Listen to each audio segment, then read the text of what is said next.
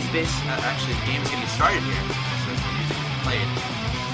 And I think they can. Yeah, I'm pretty sure they can. Maybe they can scream. Can you hear us, guys? At least a few of them. The guys who are not close to the speakers can hear us. Yeah, there you go.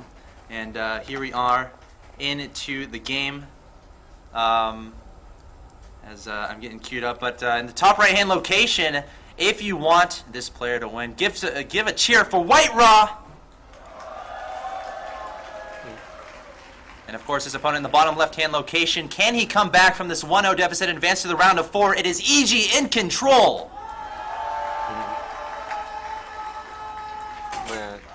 PvP on Antigua Shipyard.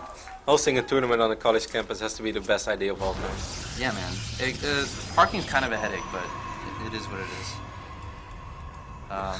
Well, I did not anticipate that. I'm sorry. It's all good. Anyway, guys, we'll see how this second game is going to turn out. I do think you were right at that simulator steal by EG.iNcontroL triggered the 4-gate of White Raw, because White Raw went for the wall off, and normally if you want a 4-gate, you're not going to build your first 2 gates over here, because you just lose a little bit of mining time. So I really think that was the only thing that triggered that whole 4-gate.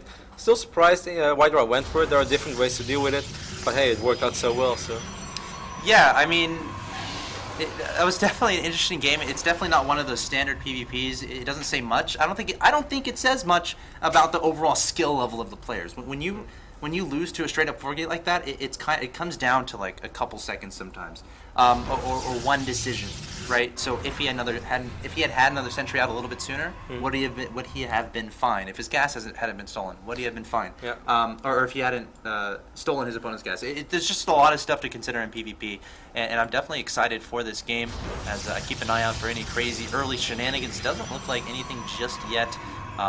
It looks like White Raw not putting the pylon near his ramp like he did last game, at least at this point.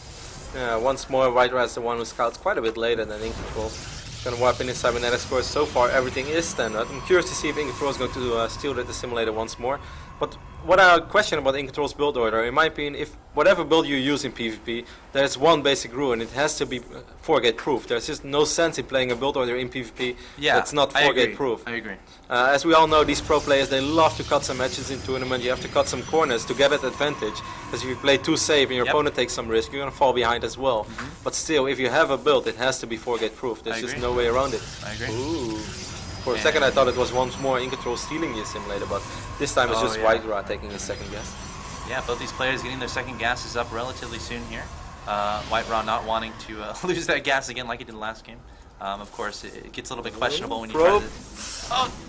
Taking a lot of damage, but it's not going to fall. Alright. So White Raw probably just going to wait, let those shields regenerate, and then it's going to run the probe past that Zealot. Yeah, so EG.iNcontroL going for the really standard opening, and White Raw going for the opening that has been popular for quite a while, the 2-gate opening into quick 3 stalkers. Yeah, and this is essentially what White Raw did last game, except without the second gas, so probably going to tech up a little bit, and... I actually think White Raw is going to end up losing this probe right now, because he couldn't actually get it past that Zealot. He should have just run it down, but now the nicely played from EG.iNcontroL there. Yes, I agree. But also White Raw could have just run it past. I'm not sure what the movement was. Maybe he just wants to keep it alive. Maybe he's sacrificing it for the greater good. Wants to see which direction EG.iNcontroL is heading to. I'm not sure. Did you see that? Robo, yeah. I was about to double check that. No, did not see that Robo. Okay. Came close, but not close enough. And that Robo's close enough. If he can just get a probe up that ramp, we'll see it for sure. Might be worth sacrificing a probe. I'm not so sure though.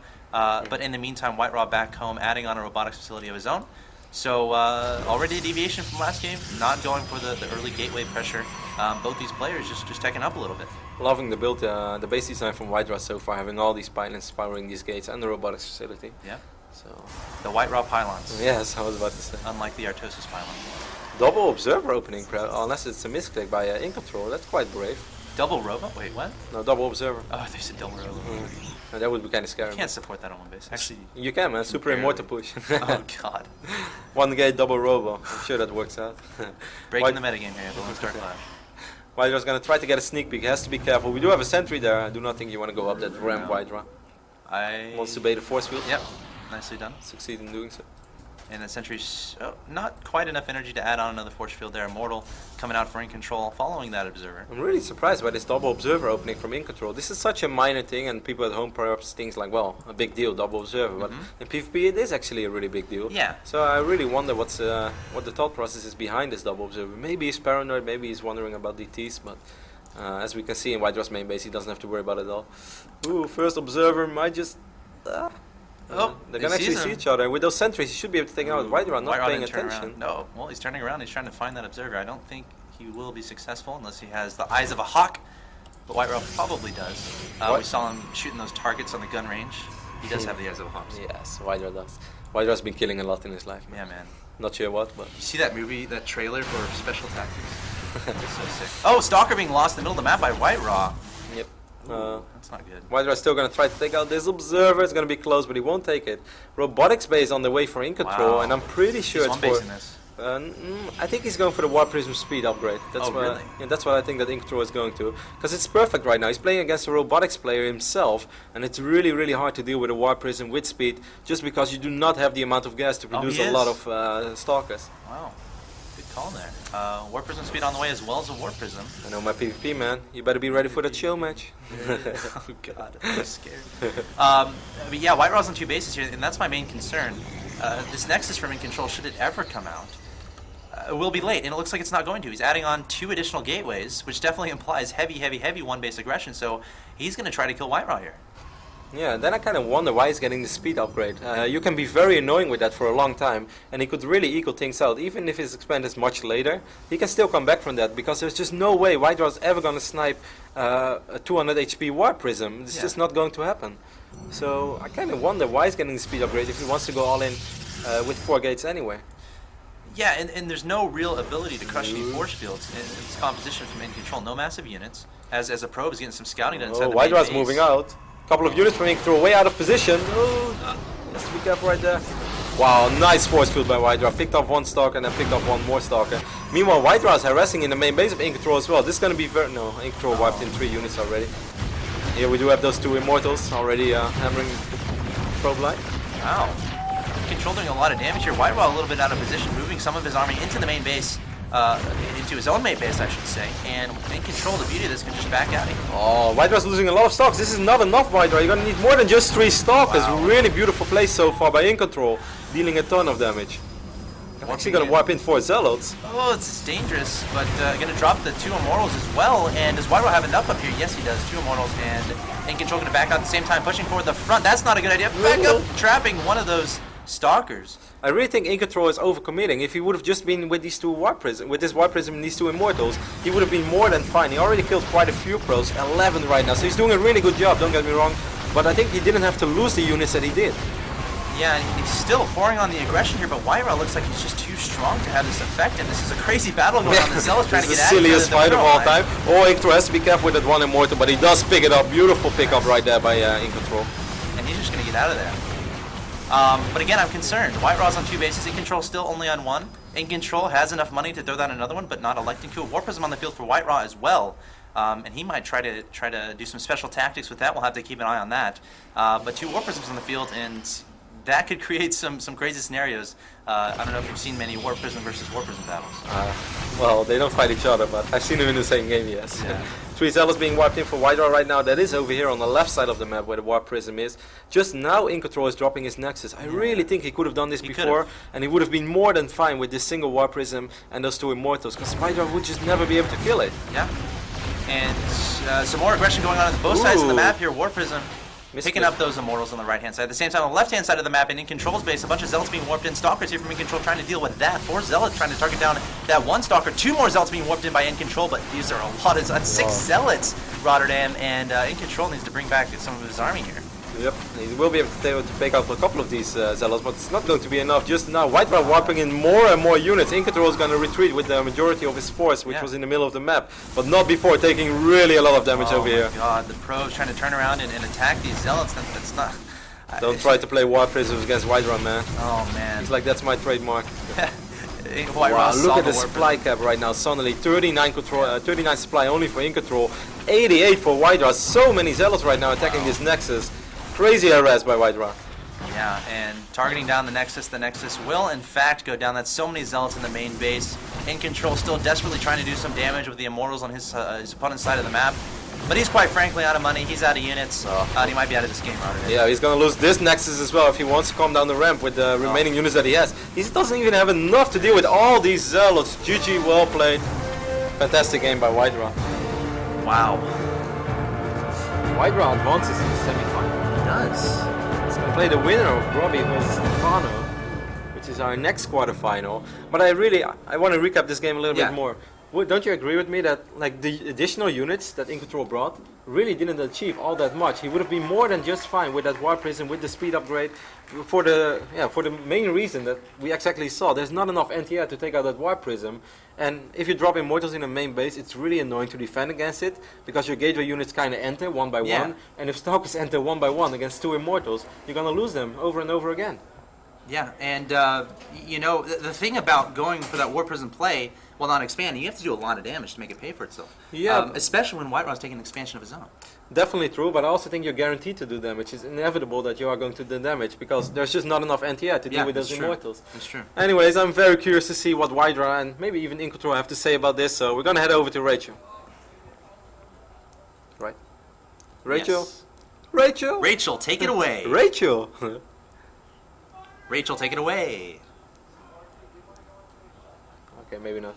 Let's talk about Warp Prisms even more. Yeah, Warp Prisms are awesome. Yeah. I feel like Whitera saw the Warp Prism in control and was like, ha ha ha, I can do better. Actually, there was a game like that quite recently where I think Robbie was playing against Whitera and Robbie was doing a really fantastic rush with the Warp Prism 2 Immortals for a very long time, and then after a moment when Whitera finally stabilized, he sent out 2 Warp Prisms and he did more damage than Robbie did in the entire game. But Robbie did end up winning that game though, so I have to add that. But still, it was really cute.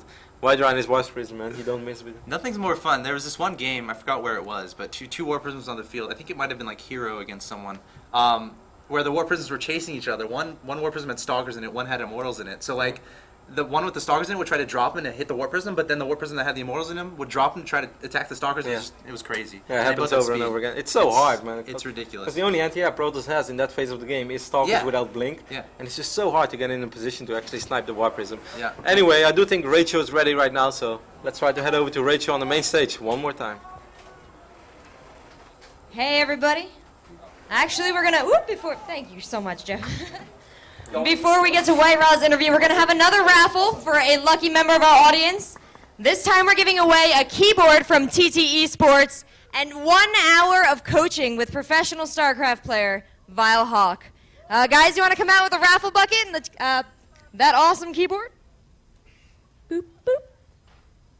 Here we are, guys. Get your tickets out. We're raffling it off. Do you want to tell us a little bit about this keyboard while I try and spin this plastic thing? I know it's a mechanical keyboard. I've always wanted one, so I'm hoping that I win. No offense to anybody else. Do you want that coaching hour with Vile Hawk? I think everybody would want a coaching hour with Vile Hawk. A ticket fell. All right, hold on. This is unacceptable. This is going back in. We're closing it. You know what? I can't do that again, guys. Oh my God. I'm just going to ruffle it the old way. And the winner is, of the keyboard and the coaching hour with Vile Hawk, 578902. Oh, we got a winner back there. You can head back to the merch area in the TT Esports booth. We're going to have your card posted up, and you can collect your prizes over there. Is there anything else you'd like to add? Actually, there were 2 separate prizes, so we have a second winner on the way. There's another. I get to do this twice? You do. All right, well, congratulations to you, sir, and congratulations to 578952. Hope you're not the same guy. 978, 5 numbers, man. 578952. Both these cards will be back in the merch area at the TT Esports booth. You can go and collect your prizes. I'm going to not put those back in the bucket. I'm going to give this to you, sir. Thank you so much.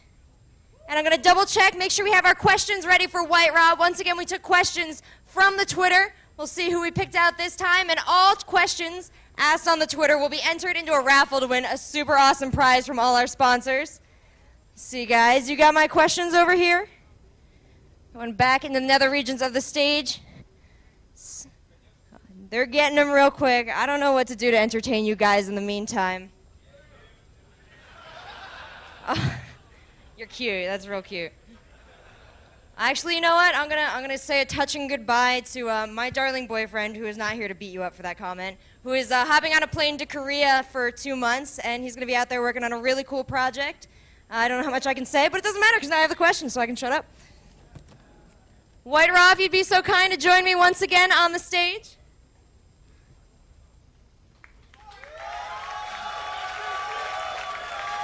There's not a lot of signs here, but the one there here is for you.